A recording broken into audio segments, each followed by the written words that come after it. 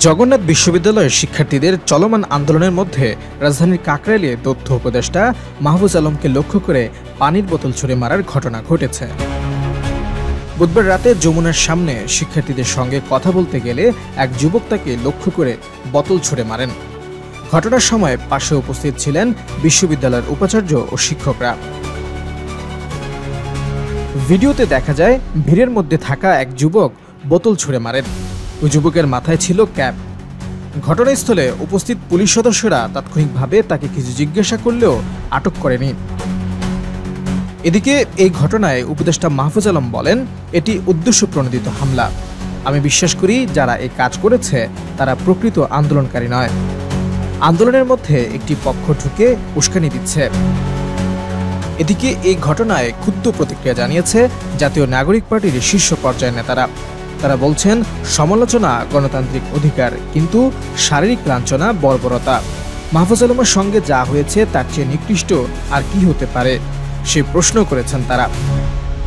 মাহফুজ আলমের সঙ্গে যা ঘটেছে সেটিকে হামলা হিসেবে বর্ণনা করে এর নিন্দা জানান এনসিপির সদস্য সচিব আক্তার হোসেন। তিনি ফেসবুকে লিখেন, মাহফুজ আলমের উপর হামলা হওয়ায় নিন্দা জানাই, সঙ্গে নিন্দা জানাই যারা উল্লাস করছেন তাদেরও।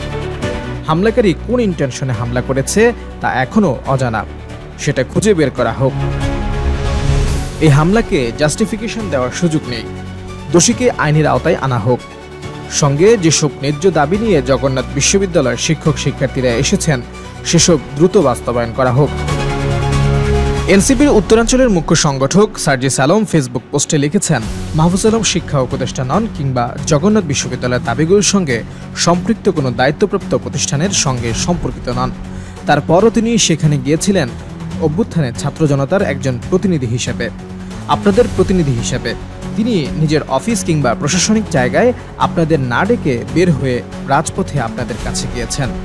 এরপর তার সঙ্গে যে আচরণ হয়েছে সেটার জন্য আপনাদের প্রতি ধিক্কার জানাই। আপনাদের আগে কমিটমেন্ট দেওয়ার পরও কেন কাজগুলো বাস্তবায়ন হলো না সেটার জন্য আপনাদের তো শিক্ষা সচিবকে কাঠগড়ায় দাঁড় করানো উচিত, শিক্ষা উপদেষ্টাকে জবাবদিহি করানো উচিত।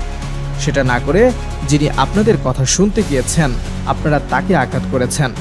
গত মঙ্গলবার জগন্নাথ বিশ্ববিদ্যালয়ের শিক্ষার্থীদের একজন প্রতিনিধি তার সঙ্গে যোগাযোগ করেছিলেন উল্লেখ করে সার্জিস লেখেন, আমি সঙ্গে সঙ্গে মাহফুজ ভাইকে জানাই, তিনি আজ বুধবার রাত ৯টায় আপনাদের মিটিংয়ের সময় দেন এবং এটাও বলেন যে আগামীকাল বৃহস্পতিবার শিক্ষা উপদেষ্টার সঙ্গে মিটিংয়ের ব্যবস্থা করে দেবেন। তারপর তিনি এটাও বলেছেন, এই দুই জায়গায় সমস্যাগুলোর কাঙ্ক্ষিত সমাধান না পেলে তিনি প্রধান উপদেষ্টার সঙ্গে কথা বলার ব্যবস্থা করে দেবেন। তারপরও আপনারা আপনাদের মতো করে কর্মসূচি করছেন। অন্তর্বর্তী সরকারের কতিপয় সুশীল উপদেষ্টার সবচেয়ে বড় দুর্বলতা, তারা জনগণকে ডিল করতে ভয় পায়। তখন সংশ্লিষ্ট মন্ত্রণালয় না হলেও ছাত্র উপদেষ্টাদের পাবলিক ডিলিংস করতে সামনে ঠেলে দেওয়া হয়।